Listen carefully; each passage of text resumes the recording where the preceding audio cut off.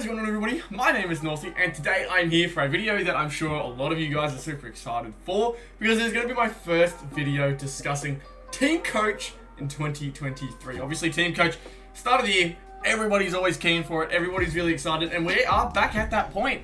I started this all in 2021, and I can't believe we are already talking about 2023 now. It is really coming by fast, and I've got a few things here that I've listed down that I want to talk to you guys about, because I obviously love the discussion aspect of the footy card scene. I love discussing like what could be better, what could be added, what could be taken away, things like that to help work everything out. I'm always super keen to discuss with you guys, and I think the good thing with 2022 is that there were good things and there were bad things. I think really good things and real bad things on both ends of the spectrum, that one can be changed, two can be kept, and three can be improved.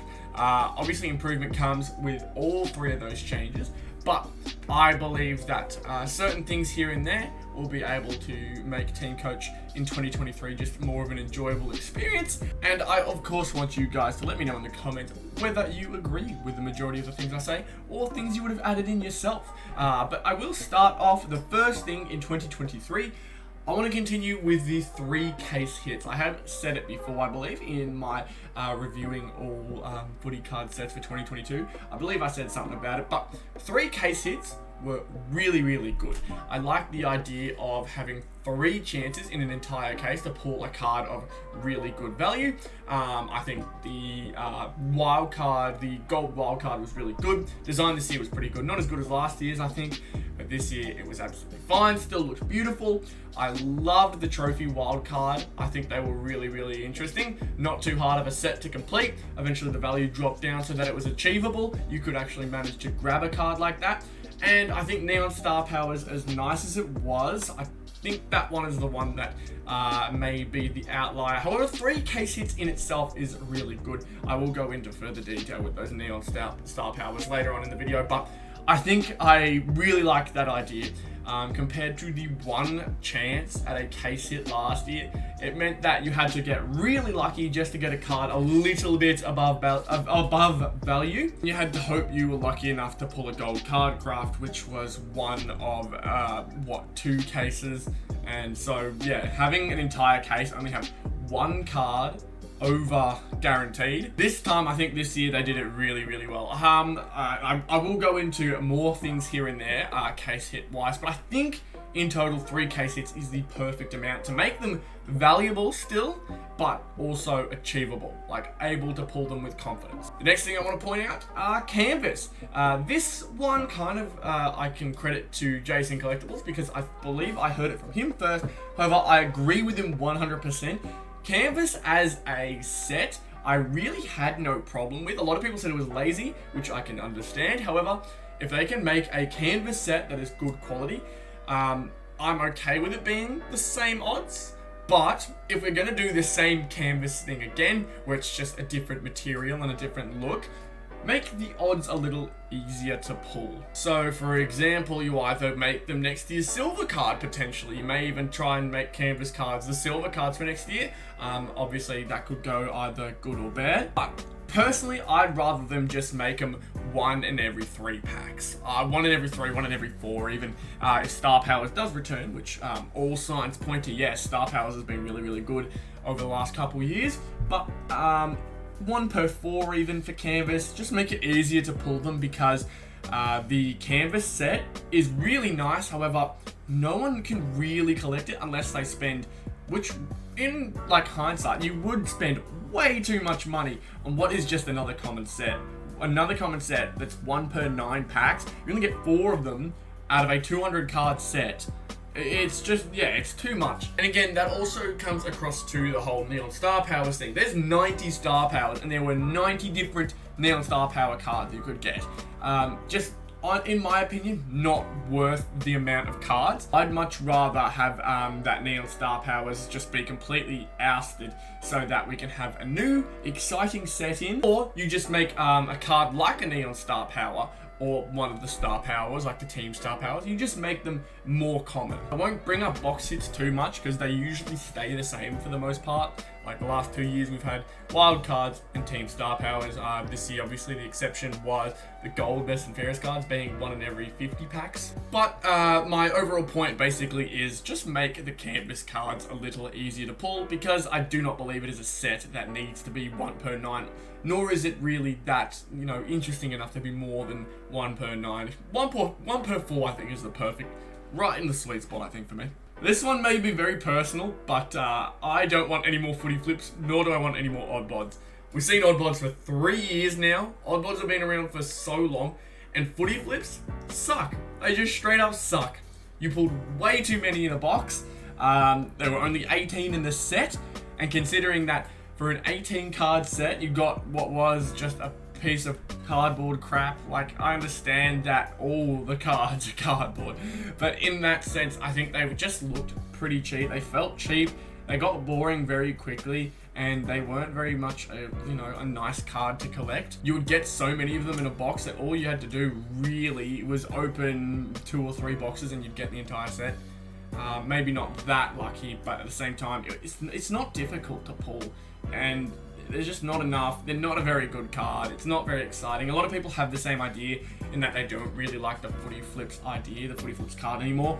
And Oddbods, it's just been around for a while. Obviously in 2020 it was the Battle Bods, and then 2021 and 22 we had Oddbods. Oddbods has also been around for a lot longer than 2020, by the way. They have been around for quite some time, but I would like to see something a bit new. Something outside of Oddbods, more in that cartoony sense, but I want to see them try a little different to the Oddbods. Maybe they will go back with it again. I would imagine they do with Oddbods, because Oddbods have remained what seemed to be a pretty keen collector item. There was a fair few of them, and the different glow and glitter type Oddbods, people would try and collect both. I only collected the one, I just collected the Oddbods set in general, not the glow and glitter types. But I understand that for some people, they're a nice little collector thing. I just think they're a bit over the top now. They're a bit overdone. Point number 4 that I've got written here, and I think it's something very, very simple, but make sure that the pack configuration in every pack is correct, because as much as I liked the thrill of seeing commons at the front whenever I had a case hit, it also ruined the surprise of the pack if I were to see it. And eventually, once one person realized it, everybody realized that commons at the front meant case hit. And so I would like them to make sure configuration is always correct, so that I'm not pulling a pack and going, oh look, case hit, or oh, there's nothing in this one. It makes the packs feel, it just takes away from the excitement of a pack, because if I'm opening packs over and over and keep seeing silvers at the front, I know that I'm not getting anything good, or good in the sense of high value cards. Or harder cards to pull, such as the case hits. Case hits are higher, basically. So I want the pack configuration just to make sure that they're correct, because it just takes away from the excitement. I think they got it right once they went to plastic packs. Obviously, and my next point here is keep paper packs. I want them to keep paper packs because they were very new and interesting when I first got them. I wasn't sure how to feel about them, but after a while, I love the sound of ripping the pack open. Obviously, they are recyclable, so it makes them a lot better for the environment. Just simple things like that. Paper packs, A-okay, and I imagine they go back with that one. I don't have to say that one, but it's just something I wanted to point out. But the pack configuration is more what I'm getting at, so that we keep the excitement of the pack when we're ripping it, instead of going, oh, this one's got silvers, I know it's not anything good. Oh look, comment at the front, guys, we've got something good here. I like the idea of seeing comments at the front, but I also think that having it just be a surprise every pack is much better. Now I've got a 2-parter here because it all relates to the online side of things, but I've got reward more plays in top team and star powers games, or whatever the games are for Teamcoach in 2023, and make more online games. So obviously the second point here is just making more online games. I think getting more online games into the Teamcoach community will allow more people to be rewarded, and obviously that's what we all like to see, because what I found ended up happening was just people would make alternate accounts, and the people who just pulled the most packs would make alternate accounts or purchase cards that would help them get the best teams, and they would not only win with their main team, they'd win with their second team. And so they'd be taking away packs and stuff like that. And I know that adding more games won't necessarily help that, but it'll at least give people more of a chance. It'll give people more opportunities to. I do still like the trophy wildcard competition. I like those whole, guess who wins which medal, and if you get them the most correct out of everyone in the community, you end up getting a big prize for it.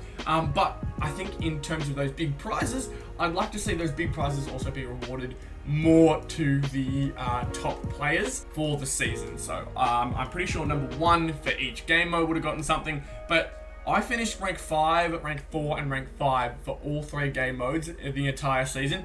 I didn't get anything for it, and I feel a little hard done by for it, but maybe that's just me being salty. Who knows?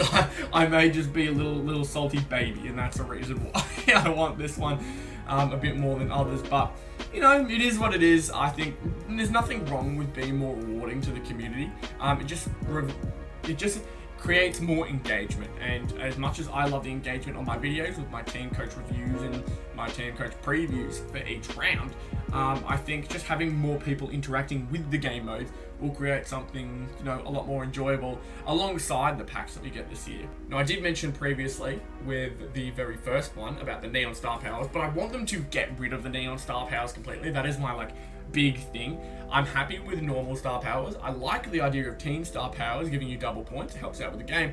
But neon star powers, they feel a bit overkill at that point, especially because I found that all you'd have to do in order to have a good week is just get a cheap player from a good team, or get a cheap neon star powered. Didn't even have to be the player. For example, Rory Laird did really well this year, and he was in the star powers teams. So what I did was I picked up a Harry Schoenberg Neon Star Powers for $40, and it gave me access to Rory Laird. Luckily, I actually pulled the Team Star Powers Rory Laird not that long after, sorry. And I think Neon Star Powers, it's just not enough. I like the idea that they tried to go over that double points player, but I don't think it rewards you enough for being a case hit. So potentially with that third case hit that I wanted, and that new third case hit that I was talking about previously, maybe they could make it a bit more of a rewarding online card, such as a Neon Star Powers, but maybe for a new game mode. You may see a case hit best and fairest card potentially that would actually be good or better for the top team. Imagine getting a case hit best and fairest card, and it gave you access to the entire selection of teams. It'd save a lot of people a lot of time, and the pool would be worth it. It would still keep its value because there's 18 of them. It's a case hit at the same time, and it has that online value. So maybe could work. Maybe that's me not thinking it out enough, but at the same time, I really do think that something like that would be a lot more helpful. This one I have next is just me also wanting to have the team coach people be more involved with the online content creators. Not just me, but Jason Collectibles, Scorecard Collectibles, anyone that you can imagine that opens cards, team coach cards especially. Just more interaction with them. Again, that may just be me really wanting to get my own card. Who knows?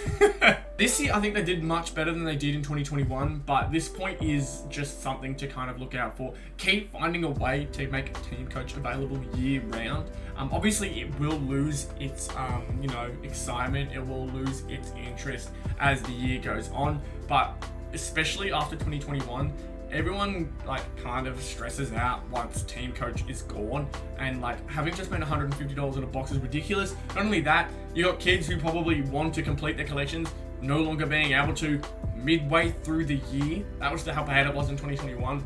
But 2022, they did it almost in releases, in drops basically. So they would release a certain amount of boxes this time, and this time. I liked that idea because it managed to actually increase the amount of time that packs would remain out in the wild for people to go and grab, and obviously allowed young collectors to be able to keep collecting throughout the year. People who can't necessarily buy boxes would have been able to do so more often this year than they were able to do last year. This one I don't think anyone will disagree with, because Tyson Beck is very, very good, but just make more stuff with Tyson Beck. just keep utilizing him. He is great for Teamcoach. He's done an amazing job with the star power this year. I'm so glad they gave him more of a role. But I'd like to see him go even further this year, honestly. His designs are beautiful. I think it's something that I don't think many people will be disagreeing with me for. And this one is a bit of a risky one because they have done this before and it did not pay off. Try something different with the wildcard design. That is this one here. Obviously, the Magic and Star wildcard have stayed somewhat similar for quite some time. I think Star Wilds are usually the more realistic looking players, and the Magic Wildcards are the ones that are the cartoony looking players. I don't have anything here to kind of like compare to. I do have a Magic Wildcard next to me, but no Star Wildcard, so I can't get a good comparison. But I think you guys understand what I mean. I think I don't know whether it was 2017, but if you guys remember, the horizontal wildcards, those were poor. Those were really, really bad. And that was them trying something different. Obviously, went pretty poorly. It was not a very good looking card. I would like to see them try to do something outside of those Magic and Star wildcard regular designs. However, their artist, Grange Wallace, who does, I know, a lot of, I believe, the Magic wildcards. No, Jamie Cooper does the Magic wildcards. The Star wildcards are done by Grange Wallace half the time, or at least he does some of the wildcard designs. And I know that he's been around for quite some time with Teamcoach, so obviously he will be used, and there's a good chance that he comes back for the wildcards. It wouldn't surprise me, and there would be nothing wrong with it. However, I do want to see them try something different. It would be really cool and would shake up Teamcoach 2023 for sure if it manages to pay off, if it manages to do well. You may see it change, you may see a similar design, who knows, but it's really, really exciting to see whether Teamcoach will shake things up big with 2023 or whether they'll go to something that works. And I think this video kind of tries to explore both sides. Things that work for them already that I want to see them return with, and things that have worked for a while, but I'd like to see them change up a bit, and of course those things that I don't want to see anymore. But that is my Teamcoach 2023 wish list for the most part. I'm sure there's more things that I'll bring up as we get closer and closer, but that is everything I have for the moment. Let me know, guys, whether you want to see other things from Teamcoach 2023, whether you guys agree with me, disagree with me. It's completely up to you guys. Obviously, Teamcoach 2023, when it does come around, I will be ripping it a lot. I will be very excited for Teamcoach 2023, and hopefully you guys will be too. So, without further ado, be sure to leave a like on the video, subscribe to the channel if you are new as we get closer to the newest Teamcoach release, and if you feel like it as well, become a member of the channel too. It's always very, very helpful. So thank you all so much for tuning in. I'll see you all in the next one. Good.